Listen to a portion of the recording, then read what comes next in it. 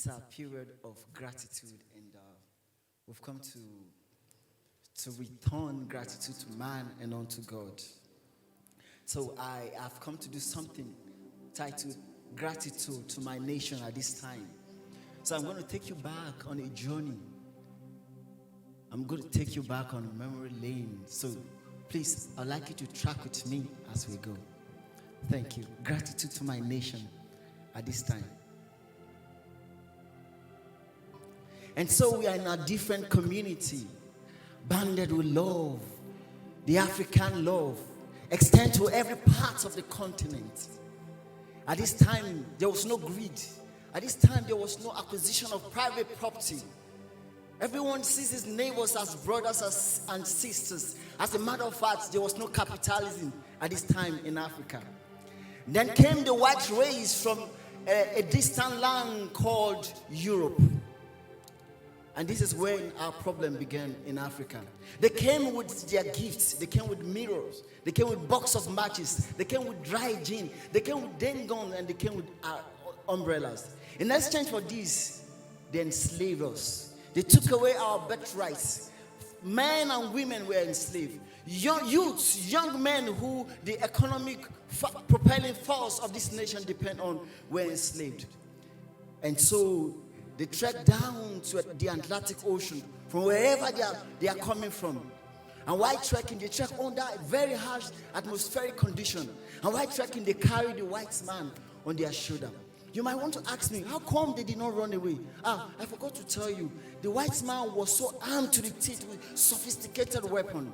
But we have charms, we have Ogun, we have Amadioha, we have Shango. How come they never use this power against the white man? At this point, our chief, our king, our chief priests have been bought over by the white man.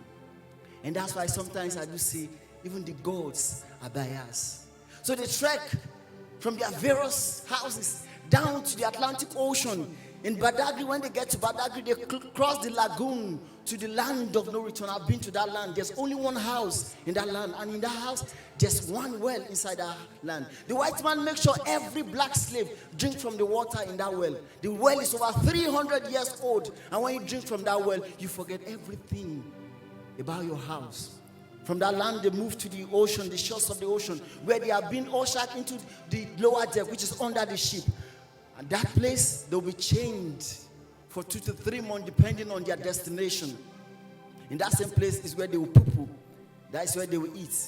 And for 2 to 3 months, the white man feed them with just one slice of bread per day. And for 400 years, this evil continued. For 400 years, our people were being moved to the Western world, to develop the Western world.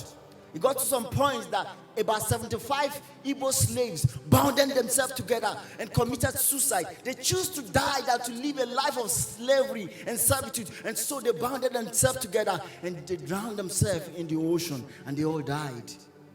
For those that get to the new world, which is the Western world, some are being sold to the new slave master. The new slave master then put a mark on their body using an iron, very hot iron from the fire. While others who have been sent to the sugarcane plantation have their mouths padlocked so that they will not eat from the sugarcane in the farm. And this evil continued. This slavery was regarded as the darkest age in human history. And the people that died, we have 60 to 150 million people died. Far above those that died in the First and Second World War, even in the Third World War. Because there's not going to be Third World War again. After the slave trade, then came the ages of colonialism and imperialism.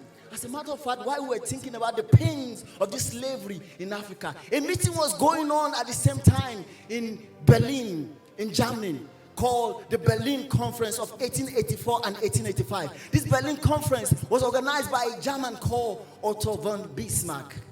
And the essence of this Berlin Conference was to balkanize African people among the European nations. The word balkanize means to divide African nations, African continents among the people, the great countries of Europe. And this was done to avoid the clash of the titans of Europe in the African continent. And unfortunately, Nigeria, my country, fell into the hand of Great Britain. I want you to know this at this point. we are people without name. There was no Nigeria at this point. We had no name. And so we fell in the hand of the Great Britain. So the Britain came down to officially and legally take over the administration of this territory called Nigeria. And they took over this administration from a wicked man called Sir Tubman Goldie. Yes, any day you eat gala, check the back, you see UAC. That was the company then. And they took over the administration from this man. The day they took over this administration and they started their administration officially in Nigeria was January 1st, 1900, 7:20 a.m. in the morning. And they took over the administration. And the man who led this administration, his name was Sir Frederick Lord Lugard. Sir Frederick Lord Lugard introduced a lot of policies in these our nations. And chief among his policy was the indirect rule system. Indirect rule system was a system that subjected us to the administration and rulership of the British government. Why the system also made our chiefs, our king, puppets before the colonial master. He went further to amalgamate the northern and southern protectorates, which was against the will of the people. He amalgamated people of different race, different religion, different ethnic group, and different culture. One important thing happening during this man's administration was that his girlfriend, Flora Shon, gave us the name called Nigeria. And he merged two factors together, which is Niger and area. This was because our territory is located around one great river called River Niger. And so we bear a name given to us by the girlfriend of a man called Flora Shon. And 200 million Nigerians still bear that name up to date. And our problem continues. A time came that people of this territory became fed up of this British colonial administration. And they told the British, we want independence, we want freedom. After some years, the British gave us the independence. And we said, thank God we have freedom. But the freedom fell into the hands of the wrong people.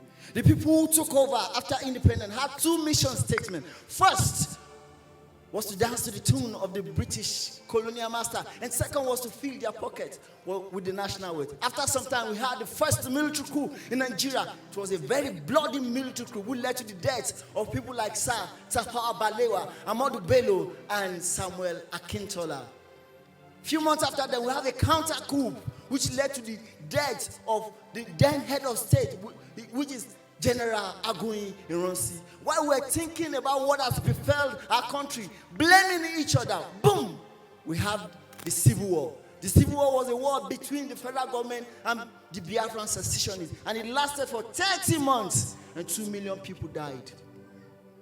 After the Biafra War, we had peace. Thank God we had peace, but it was a graveyard peace. It was peace with fear and tension. The First Republic ended, and the Second Republic came in. But these same people that are in power had no intention, never had us at heart. Their only intention was to fill their pocket with the national wealth. Democracy, as propounded by Abraham Lincoln, as the government of the people, by the people, and for the people, only remain a definition in Nigeria and not a reality. And so our problem continues. Money has been stolen every day. National property, public property converted to be private property. The roads are bad. The national grid keeps collapsing every week. Snake keeps swallowing money. Hospitals went on strike. The roads are bad. Even the almighty ASU also went on strike. Even the monkeys were not left out. They stole our money and took it to the evil forest to spend. And our problem continues in this country. Then we had the best free and fair election in Nigeria in 1993. But unfortunately, the election was cancelled. And our problem continued.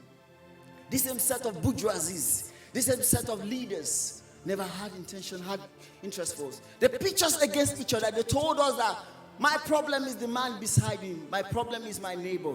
They told us right from childhood that the Northerners are warmongers. The only thing they like is blood and war. They told us that the man from the East are all Easterners. And they told us the Yoruba people are betrayers, never to trust them. But everything that has a beginning surely has an end.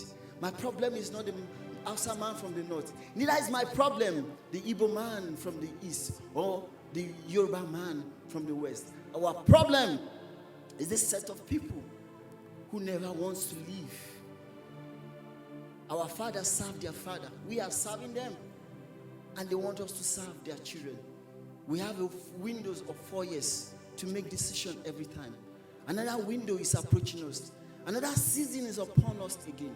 My gratitude to this nation at this time is, what will you do this time around? Another window is about to be opened to us. Will you do things the way you used to do it, or you do it differently this time? So I call upon you, my fellow compatriots, that we should arise and take up our civic responsibility and do the right thing at this time. But whatever decision you want to take, you have the right to take whatever decision you want to take. But I want you to know something, that freedom is never given, but freedom is won.